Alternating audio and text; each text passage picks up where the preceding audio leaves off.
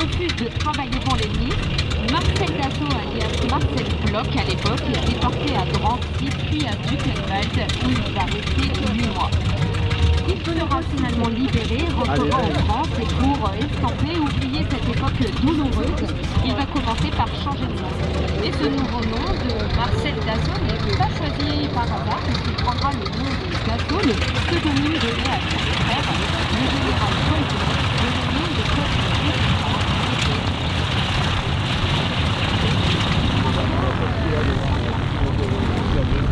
C'est pour ça que vous regardez un coup à droite, un coup à gauche, un coup à droite, un coup à gauche. Quand elle avait une face sur ces deux roues,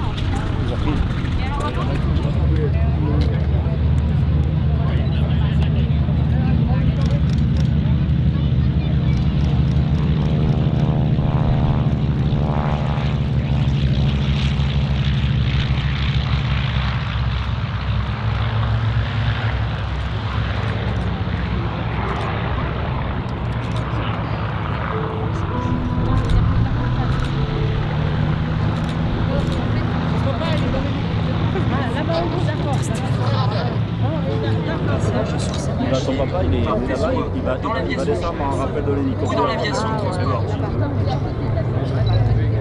Mesdames, messieurs, avec les compliments aéro-rétro, cette patrouille se présente sur votre droite.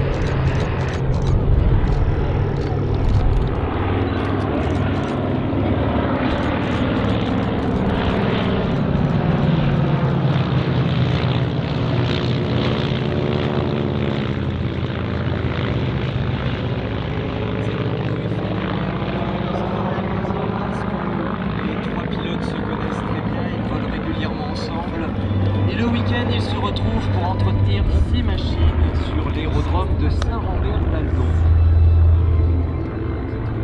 Le pilote du Buckers. Et là aussi, c'est une histoire étonnante et une histoire de famille. Le père de Ludovic, un beau jour, alors qu'il a 30 ans, il ouvre une revue qui s'appelle Science et Avenir. Et il y découvre un article présentant les formations au pilotage et il se dit mais finalement, moi qui pensais que c'était inaccessible, je peux me permettre de me le payer. La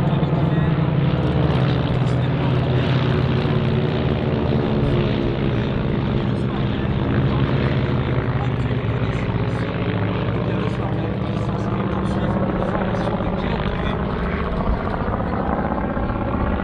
il va passer par la voltige. Et en bord de piste, il va même y rencontrer Isabelle, qui va devenir sa femme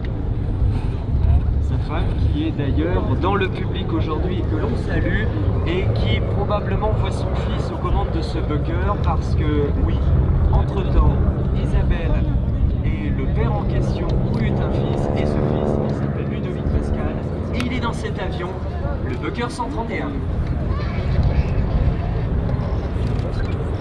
Alors Ludovic, il faut imaginer que lui aussi il est tombé dedans quand il était petit. Il fait 10 km tous les dimanches à 10 km retour pour aller à l'aéroclub et suivre une formation au pilotage. Et à 12 ans, au beau désarroi de ses parents, eh bien il récupère une palette et il se lance sur un avion dans la Grande Rivière.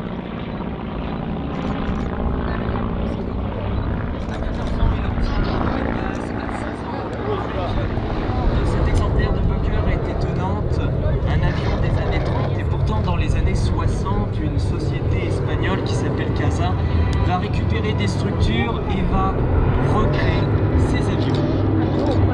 Il y a donc un homme qui s'appelle Daniel Brunel et tandis qu'il a fait beaucoup de parachutisme, il devient pilote.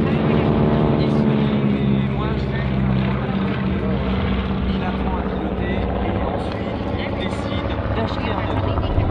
Il achète un avion et un beau jour de l'année 1990, il allume la télé, il tombe sur une émission qui s'appelait Pégase, que vous avez probablement connue également, et qui nous rappelle que Bernard Chabert avait été au commentaire de ce numéro. Ce reportage il est disponible sur YouTube, ça s'appelle Los Molinos de Albacete. Et justement, dans ce reportage, la livrée de cet avion, c'est exactement le Bucker qui est actuellement en altitude au-dessus de nous. L'immatriculation de cet avion, c'est Fox Victor Sierra.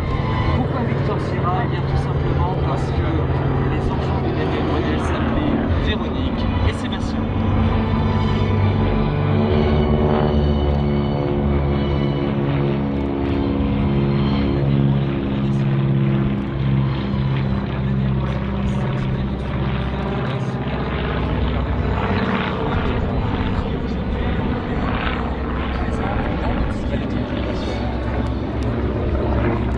Et le ciel laisse maintenant place à nos deux Hillary Trainer, nos deux avions Stigman.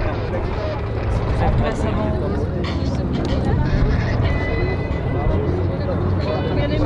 Deux avions qui ont été construits aux États-Unis à presque 10 000 exemplaires.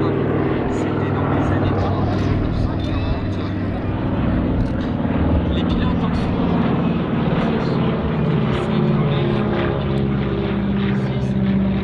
tout à l'heure dans une version modifiée. À la fin de la Seconde Guerre mondiale, après avoir formé des centaines et des centaines de pilotes, ces avions vont avoir diverses utilités. Ils seront vendus en surplus et à la limite, on les achetait au prix du kilo des matériaux, autrement dit 3 fois rien. Place avant, on rajoutait un réservoir d'engrais, on rajoutait une rampe de pulvérisation et le tour était joué.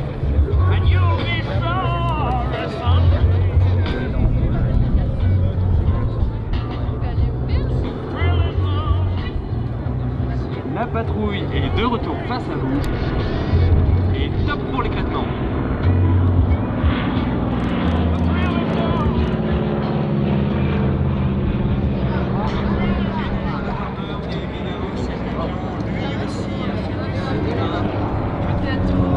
Eh bien, c'était cet avion qui poursuivait Cary Grant.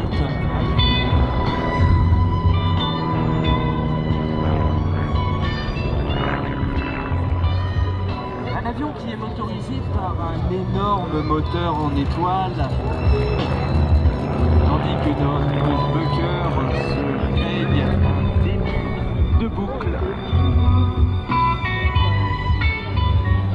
Et on part sur un renversement, un peu de pied sur la gauche, et ça bascule.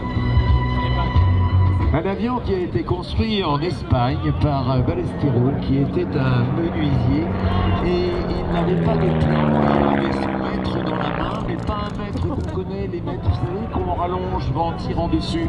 C'est un mètre qu'on déploie, et donc tous les avions qu'il a construits de manière artisanale, il a 2 ans, 3 ans, 4 ans pour avoir la commande livrée. Aucun Bucker ne se ressemble. Parce qu'ils ne sont pas tous de la même taille, ils ne sont pas tous de la même dimension. Ah, ça se joue à quelques centimètres, mais il n'empêche que ce sont des avions qui ont été construits mano mano, c'est-à-dire dans un atelier, non pas dans une usine. Ces avions Bucker ont été inventés avant la guerre 39-45 par l'Allemagne.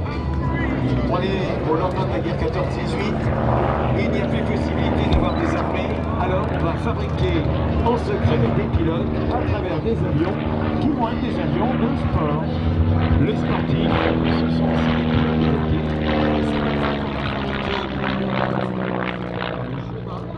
et puis on va fabriquer des avions un peu plus puissants. Et on va les mettre dans les commandes de chasseurs, de bombardiers. Autrement dit, on fabrique une nouvelle armée de l'air. Cette Luftwaffe, à la fin des hostilités, va être détruite. On va récupérer les avions, on va récupérer les moteurs. En Espagne, beaucoup de Messerschmitt 109 vont être transformés en bûches. Ils vont être donc ces chasseurs qui vont équiper les Espagnols. Et puis bien évidemment, ces beaux avions dans lesquels on est engoncé dans la petite classe.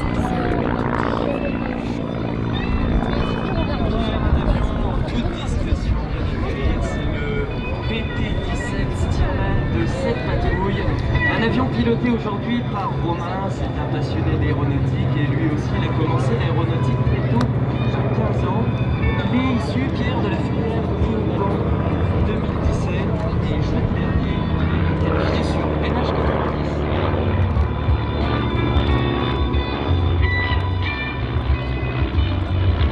Là on fait coucou.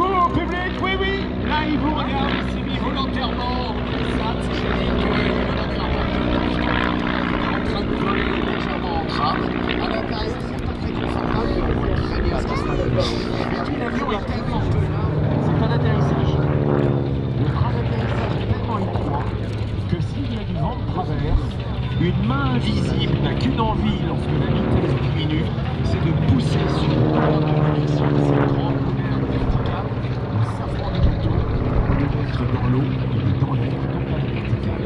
Et cette main invisible veut faire pivoter l'avion, et en faisant pivoter l'avion, eh bien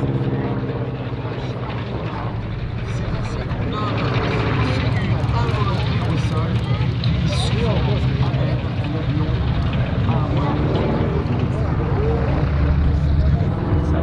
cheval de bois, eh bien, vous êtes tous montés et toutes montées sur un manège, et lorsqu'on tourne en rond, c'est exactement cela.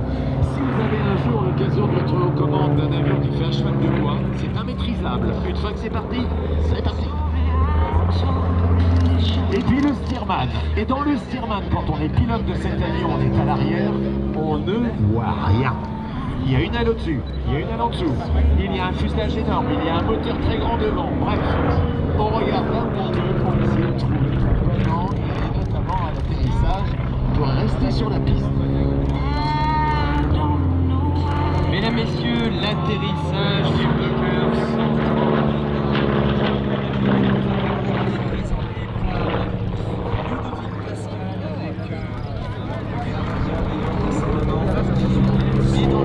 Et d'ailleurs, on peut saluer tous les gens qui sont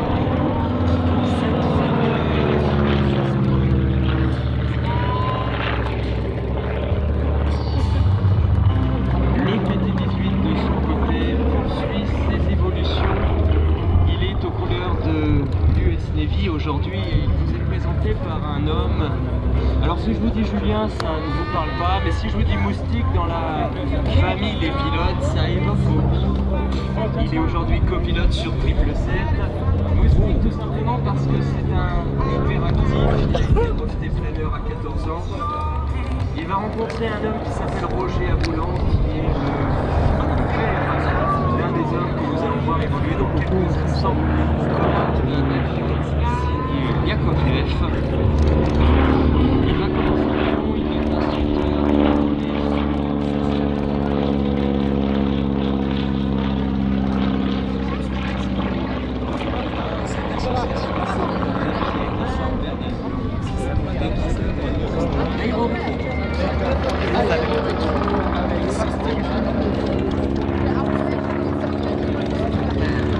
Stonewoman, c'est-à-dire on est au lendemain de la guerre, on a des avions partout, on ne sait plus ce qu'en faire, on n'a plus d'argent parce que il n'y a pas d'emploi, alors on va avec ces avions puisqu'on ne sait rien faire d'autre que piloter. C'est mieux et puis avec des avions, on va faire du cinéma. On va rentrer dans des cabades là sur la piste aérobate. Il vous explique tout cela parce que ça a été sa carrière. Et regardez tout en glissade parce que le pilote est obligé de regarder à gauche ou à droite pour savoir où se situe la piste. Mais en même temps, freiner son avion en utilisant le fuselage en opposition. On ne pose pas 3 points, c'est-à-dire qu'on ne pose pas les 3 roues en même temps. On pose 2 roues principales, on laisse la vitesse décroître, on tire sur le manche et l'avion tout doucement va venir se poser sur l'arrière. La vitesse est maîtrisée, on a évité le cheval de bois, on va revenir au parking. Des avions, ils sont peints en jaune. On est aux États-Unis.